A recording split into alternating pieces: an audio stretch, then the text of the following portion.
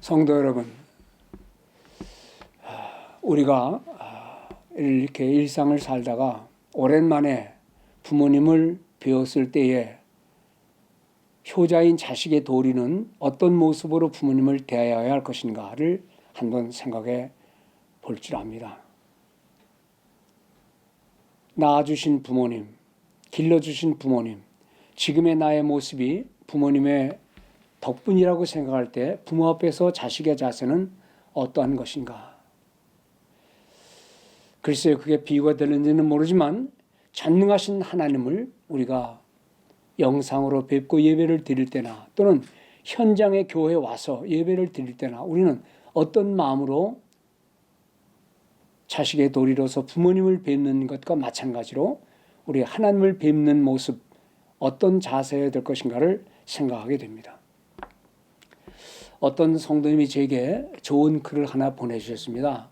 그것은 미켈란젤로가 그 성당 높은 꼭대기에 그린 천지창조에 대한 그림에 대한 이야기였습니다.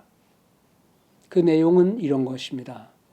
그 유명한 미켈란젤로가 1500년대의 사람이죠.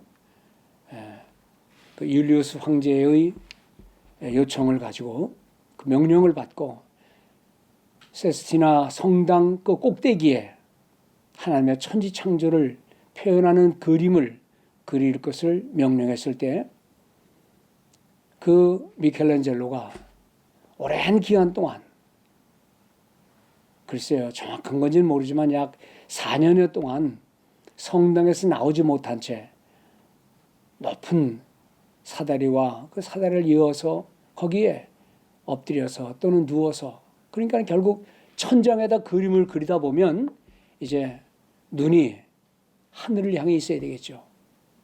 오랜 기간 동안 그림을 그리면서 그리고는 기쁨과 즐거움을 가지고 이제 자기 그림 밑에다가 자기 사인을 하고 자랑스러운 마음으로 나왔다는 것입니다.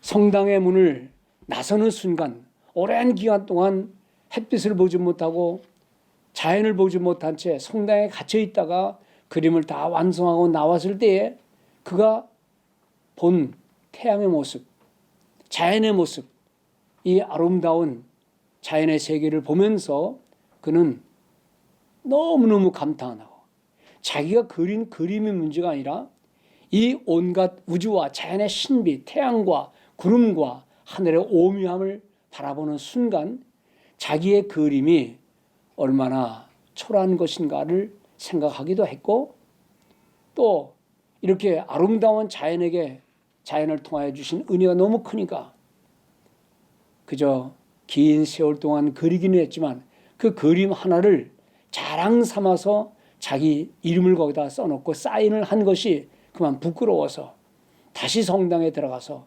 자기 그린 그림에 자신의 사인을 지웠다는 이야기입니다.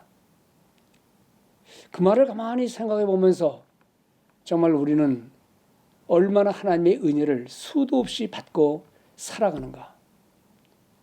하나님과 하나님의 천지창조, 우리가 살아가는 사회의 수많은 주변들, 이런 걸 보면서 사실은 우리가 자랑할 게 하나도 없다는 것입니다.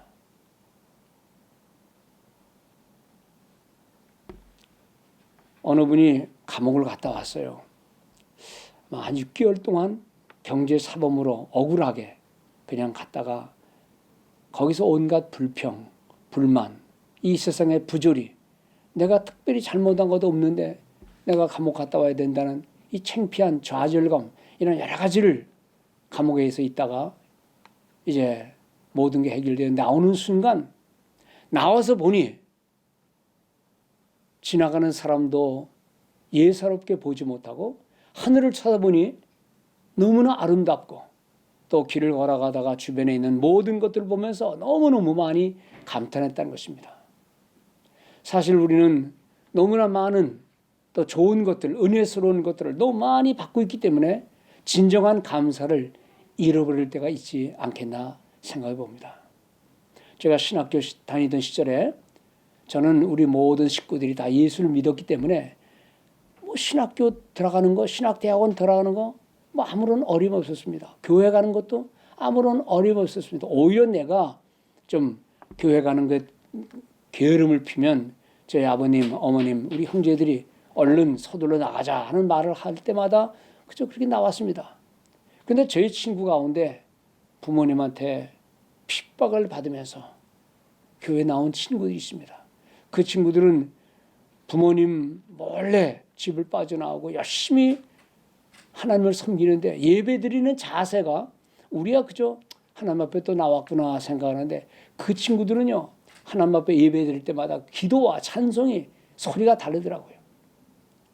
어느 친구는 부모님의 박해에도 불구하고 신학대학원 들어와가지고 신학 공부를 하는데 우리는 그저 건성으로 공부하고 그저 늘 공부하러 오는 거니까. 그런데 그거는 부모님의 눈을 피해서 신학 공부하고 하느냐고 얼마나 마음에 감격이 있었는지.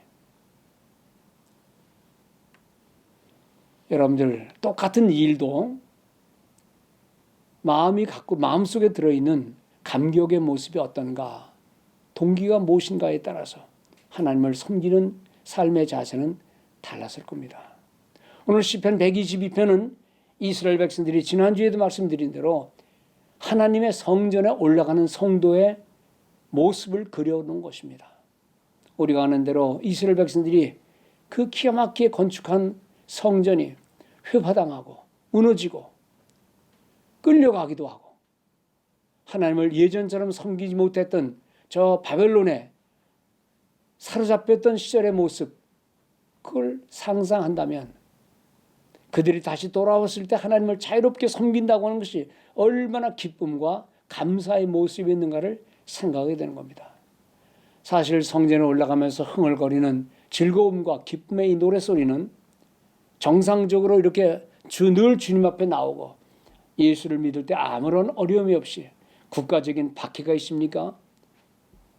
주변에 이웃에 박해가 있습니까? 우리가 몰래 숨어서 예배를 드리는 겁니까? 그냥 늘 드리는 예배 속에서 주님 앞에 서 있어야 할 진정한 기쁨과 감사와 감격이 과연 얼마나 우리에게 있는지를 생각나게 하는 것입니다. 오늘 1절에 보는 대로 지난주에도 말씀드렸지만 사람들이 나에게 말하기를 여호와의 집에 올라가자. Let's go up to the house of the Lord. 주님의 전에 올라가자. 그럴 때에 내가 기뻤다. 삶의 기쁨입니다. 주님을 섬기는 우리 모든 성도 여러분들, 우리 믿는 자들 마음속에 있어야 할 진정한 기쁨이 우리에게 회복되는 성도들 되시기 바랍니다. 코로나 바이러스로 우리가 마음껏 주님을 예배하지 못하고 그저 가정에서 이런저런 어렵사리 예배를 드리는 것도 감격스러운 예배지만 교회가 오픈되어서 하나님의 전에 올라와서 마음껏 주님을 예배하는 이 기쁨이 얼마나 소중한 것인지, 그러므로 하나님을 예배하는 우리 모든 성도의 마음속에 있어야 할 진정한 자세가 무엇인가, 지난주일도 간단히 말씀드렸지만 그것은 기쁨입니다. 그것도 혼자 예배 드리는 게 아니라 사랑하는 우리 성도들이 함께 모여 예배하고, 지난주일날 마스크를 쓰고서 예배를 드리니까 얼마나 기쁜지 그 모습을 다 볼 수는 없었지만은, 그러나 그 말과 그리고 마스크를 쓴 채 찬송하는 모습과 서로 헤어지면서 기쁨을 나누는 그 모습 보면서, 또 예배 후에 몇몇 성도님들이 저에게 메시지를 보내서 목사님 너무 기뻤습니다, 너무 감사했습니다 하는 말씀을 들으면서 제가 속으로 기도했습니다. 하나님, 예배할 때마다 이 기쁨이 회복되게 하시고 이 놀라운 은혜가 성도들에게 끊이지 않게 해주옵소서. 하나님께 기도드렸던 겁니다. 여기 있는 대로 시편에 내가 경건한 사람들이 여호와의 성전에 올라가자라고 말할 때에 내가 기뻤다는 이 기쁨이 우리 삶 속에, 예배하는 모든 성도들의 삶 속에 늘 임하기를 주의 이름으로 축원을 드립니다. 두 번째는 무엇입니까? 지난주일도 제가 말씀드린 것은 바로 감사라는 단어입니다. 여호와의 이름에 감사하려고 주의 전에 올라가는 모든 사람들은 여호와의 이름에 감사한다. 사실 우리가 살다 보면 감사가 처음에는 있습니다.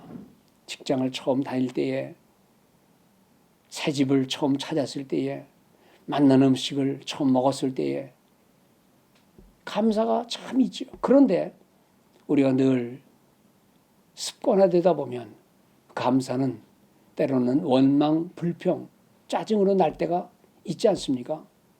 하나님만을 상대하고 절대적인 하나님 앞에 내가 받은 모든 은혜가 얼마나 고마운 것인지 좋은지를 아는 사람은 감사할 수 있지만 이것이 이제 습관이 되다 보면, 그래서 오랜만에 예배당에 나왔을 때 우리 마음속에 얼마나 감사가 있었겠습니까?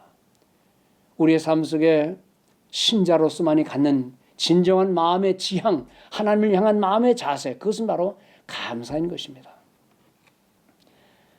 저희가 처음 미국에서 이제 10년 만에 한국에 나갔을 때에 이제 저희 집 아이는 초등학교 다니고 그다음에 유치원 갓 들어갈 때였습니다.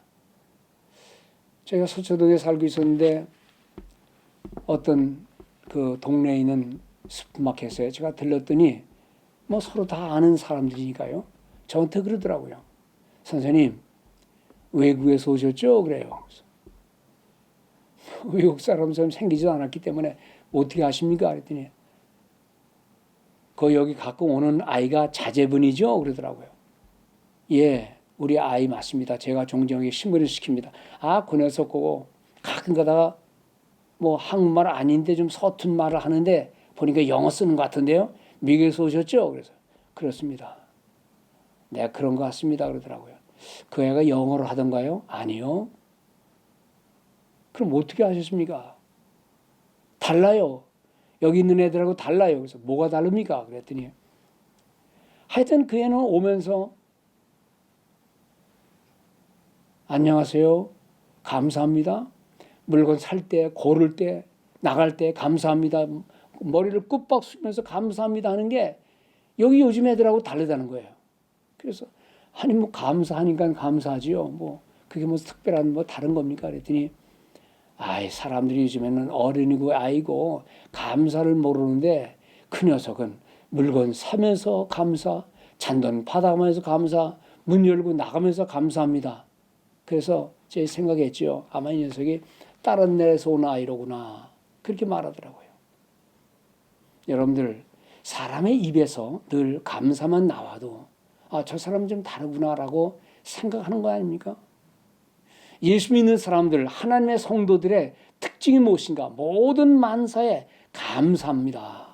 사실 이렇게 코로나 바이러스가 심한 이런 사회에서 우리가 뭐 이렇게 감사할 것인가?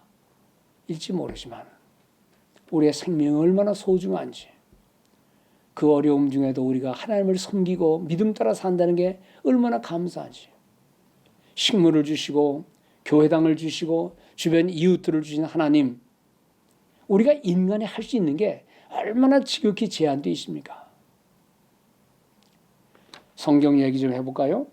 누가복음 17장에 보면 예수님께서 길을 가시다가 어떤 부리들을 만납니다. 뭐 만나는 건 아니고 멀리서 소리가 지르는 게 들리는데 그것은 나병 환자들이 소리 지르면서 예수 선생님이여 우리를 불쌍히 여기소서 하는 소리였습니다. 요즘 그렇게 생각하는 사람은 없겠지만은 옛날에는 유대민족에게 불치의 병은 하늘이 내린 병이라 그래서 불쌍히 여기지도 않았던 것 같아요.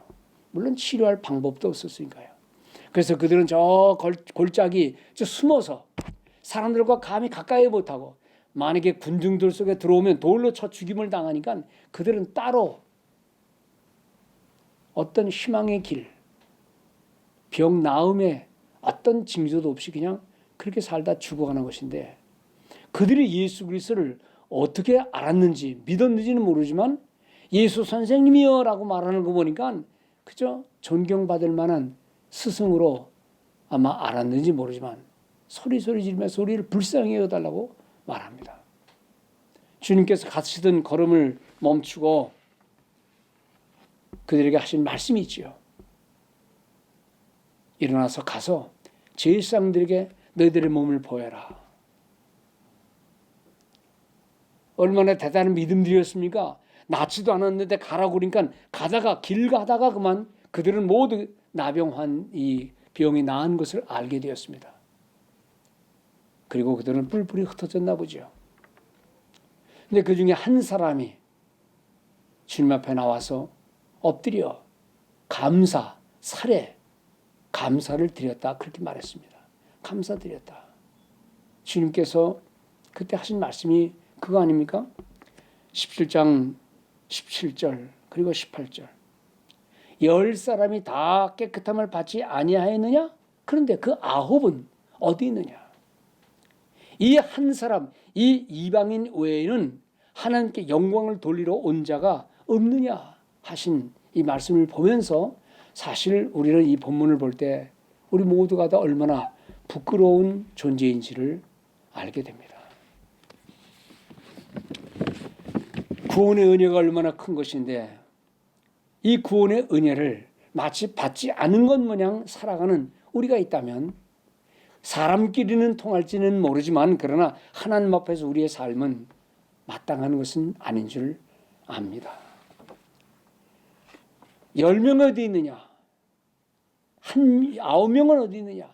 이 주님 앞에 감사하러 온 한 명 외에 9명이 되는 사람이 아무도 오지 않은 것에 대한 주님의 실망인데 이것이 과연 문둥병자만의 이야기겠습니까? 우리의 살아있음, 먹고 마시는 모든 것, 이 아름다운 자연과 또 주님이 주신 모든 은혜를 우리가 다 받았는데 여기에 우리는 얼마나 감사한 마음을 가지고 살아가는가. 어떤 조그마한 책에 보니까 그 책 제목이 글 제목이 그거예요. 과학자가 하나님을 믿는 10가지 이유들. 과학자가 하나님을 믿는 10가지 이유들이 있답니다. 뭐 10가지만이겠습니까? 수만 가지겠죠. 그런데 대표적인 것. 근데 그 내용이 주로 뭔고 하니 이 자연에 관한 이야기입니다. 지구에 관한 이야기입니다. 지구와 달과 우주에 관한 이야기입니다. 뭐 세세한 것 다 말씀드리지는 않겠습니다만은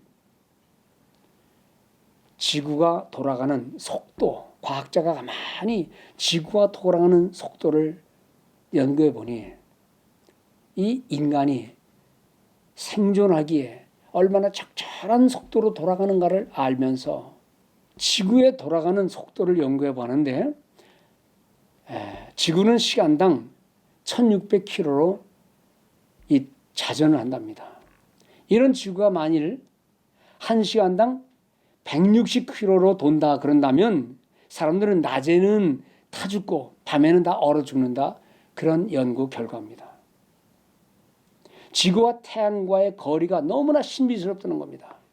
적절한 거리, 조금만 더 가깝기만 하다면, 좀 멀다면 이거는 타 죽거나 얼어 죽는다는 이야기입니다. 지구가 23.5도로 약간 기울어져 있다 그러죠.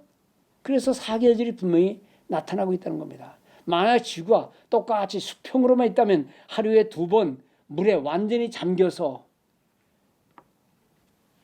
태양 증발 수증기로 남북은 얼음덩어리로 되어 있을 거라는 겁니다. 지구와 달의 거리가 8만 킬로라는 것입니다. 이게 얼마나 적당한 거리인지. 만약에 지구는 이 거리를 유지하지 못한다고 하면 이 지구는 달과의 관계 속에서 물이 다 빠져나가든 또는 물속에 전체가 다 들어가든 근데 적당히 하니까 하루에 2번씩 밀물 썰물이 겹치는 바람에 지구는 생명체가 살 수 있다는 겁니다. 또 그러더라고요. 지구의 두께가 3m만 더 두껍다면 지구에 나오는 산소의 양은 결정적으로 부족할 거기 때문에 동식물은 존재할 수가 없는 것이다. 지구에 바깥에 대기권이 있는데 이 대기권의 두께가 지구보다 얇다면 지구는 온갖 별들이 들어와서 별똥에 의해 다 불바다 되는 일이 있다는 겁니다. 그런데 많은 별똥들은 다 대기권에 들어오면서 불에 타서 없어져서 사라진다는 것이죠. 내용들을 다 보니까요.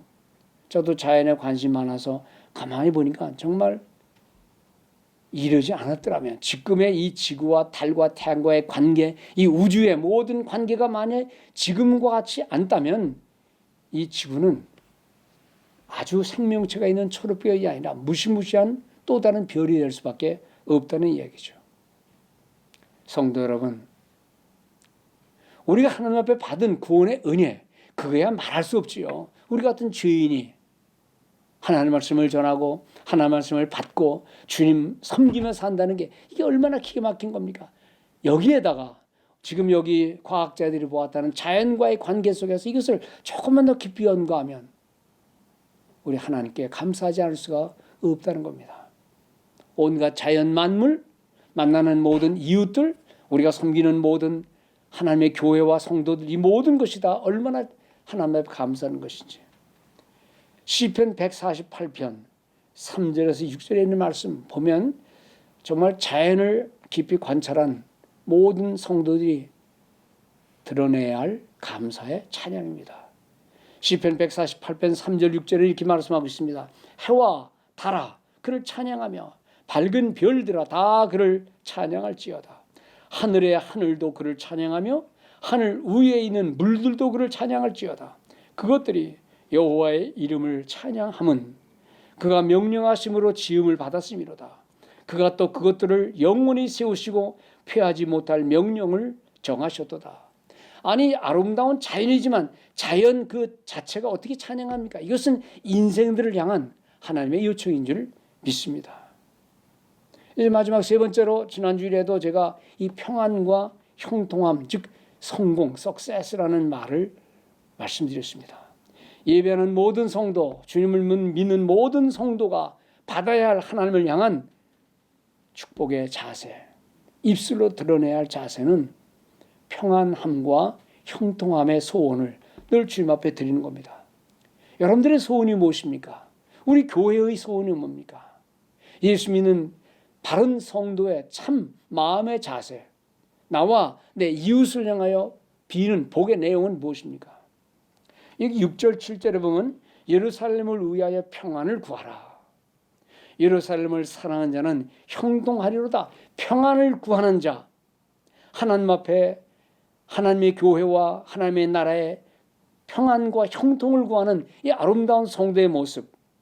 7절에 보면요, 내 성 안에는 평안이 있고. 저는 그래서 이걸 내 성 그러지 말고 내 마음 안에는, 내가 사랑하는 가정에는, 내가 섬기는 교회는, 우리가 살아가는 이 사회에는 뭐가 있어야 될 것인가를 생각하면서 여기 있는 대로 내 성 안에는 평안이 있고, 이 말씀을 듣는 우리 성도들의 마음속에 평안이 있기를 바랍니다. 내 궁중에는 형통함이, 여러분들 하는 모든 일 속에 평안과 형통이 있기를 바랍니다. 영어 성경에 보면 Pray for the peace of Jerusalem. May there be peace within your walls and security within your citadels. 우리의 모든 삶의 성도의 마음속에, 우리가 살아가는 삶의 모든 구석구석 속에, 우리가 섬기는 교회 안에 이런 평안과 형통함이 넘치는 은혜를 바랍니다. 시인은요, 이 시를 쓴 시인은 하나님의 집과 하나님의 백성을 위하여 평안함과 형통함을 위한 기도를 드리고 있는 겁니다. 하나님이 함께 하시는 예루살렘을 사랑하는 그 평안의 마음이 기도하는 모든 성도들, 찬양하는 모든 성도들에게 있기를 바라는 겁니다. 하나님이 함께하는 자를 축복하는, 또 하나님의 나라를 위해서, 그의 교회를 위해서 평안을 비는 우리 모든 성도들 되시기를 바랍니다. 예수님께서 제자들을 각 동네에 보내시면서 부탁하신 말씀이 마태복음 10장에 나옵니다. 사실 그 당시에 로마 백성들에게 핍박받던 유대 민족들, 또 가난과 두려움과 폭력이 있는 그런 시대에 이스라엘 백성들이 돌아다니면서 제자들이 백성들에게 줄 수 있는 것이 무엇일까? 떡을 줬겠습니까? 원수 만나면 싸우라고 칼을 줬겠습니까? 오늘 주님께서 제자들에게 이건 나눠줘라 하고 주신 게 있어요. 그게 뭔지 압니까? 그것은 바로 평안입니다. 주님께서 마태복음 10장 12절을 보면 제자들이 이렇게 말씀합니다. 너희들이 어떤 집에 들어가면서 그 집이 평안하기를 빌라. 그 집에 평안이 있기를 비라는 겁니다. 그 집이 이에 합당하면, 즉 평안 받기에 합당하면 너희가 빌은 평안이 거기 임할 것이요, 너희가 주려고 했던 평안이 그 집에 임할 것이다. 만일 합당하지 아니하면 너희가 빌어준 그 평안이 너희에게로 뒤돌아올 것이다 라고 말씀합니다. 주님이 믿는 제자들에게 주신 최고의 축복인 줄 압니다. 우리가 이 험한 세상, 살벌하기도 한 세상, 때로는 짜증나기도 한 세상, 이런저런 세상에서 우리가 우리 자신들을 향해서, 내 주변을 향해서, 우리 교회를 향해서, 만나는 모든 사람들을 향해서 비록 우리가 떡과 돈과 안전한 무기를 주지는 못한다 할지라도 하나님의 평안을 나눠주는 그런 평안의 전달자, 평안의 축복자가 되는 은혜가 있기를 주의 이름으로 축원드립니다. 평안, 이게 돈 가지고 얻는 게 아니지 않습니까? 지식이 많다고 평안이 있는 거 아니지 않습니까? 높은 지위에 오른다고 평안이 있는 거 아니지 않습니까? 아무리 돈이 많아도, 아무리 배우면 많아도 사람이 그 마음속에 평안함이 없을 때에 스스로 목숨을 끊는 일들을 우리는 우리 주변에서 많이 봅니다. 성도 여러분, 우리가 평안을 구하는 것은 그건 게으르자고 하는 건 아닙니다. 영적인 게으름을 받자고 하는 것도 아닙니다. 그건 결코 게으름이 아니라 하나님이 우리에게 주시는 최고의 행복의 상태입니다. 오직 하나님의 뜻을 위해서. 불안한 세상, 억울한 세상, 속이 상한 세상에서 주님을 믿는, 하나님의 성전에 들어갈 때마다, 들어갔다 나올 때마다 하나님 말씀을 받고 누릴 때마다 내게 오는 것은 무엇인가 하니 평안이어야 한다는 것입니다. 오늘 예배를 드리고 여러분들이 이제 각 처소로 흩어질 때, 또 교회에 와서 예배 드리고 흩어진 우리 성도들의 마음속에 지니고 있어야 할 최고의 축복은 무엇인가? 하나님이 나와 함께 한다는 마음의 평안, 내 모든 삶의 짐을 하나님이 다 맡아주셨다는 이 믿음의 고백으로 나오는 마음의 평안, 이 평안이 여러분들에게 임하기를 바랍니다. 사실 요즘 불안한 시대 아닙니까? 누구를 만나도 거리를 떼야 되고 마스크를 써야 되고 함부로 큰 소리 치지도 못하는 시대, 아무것도 아닌 것 같은 작은 생명체, 글쎄요, 생각도 없고 의지도 없는 그 바이러스 하나 때문에 우리 모든 삶이 뒤죽박죽 된 것 같은 모습이지만, 그래도 우리 하나님은 살아계시고 이 모든 걸 통해서 우리가 뭔가를 깨닫게 하시는 하나님의 은혜를 누리는 우리 성도들 되시기 바랍니다. 말씀을 맺도록 하겠습니다. 하나님을 향한 성도의 발걸음의 마음의 자세는 무엇인가? 하나님을 향하는 성도의 마음의 자세는 무엇인가? 그것은 바로 주님을 섬기는, 예배하는, 즉 성전을 향해 가는 거기 때문에 예배를 향한 즐거움입니다. 예배를 향한 감사입니다.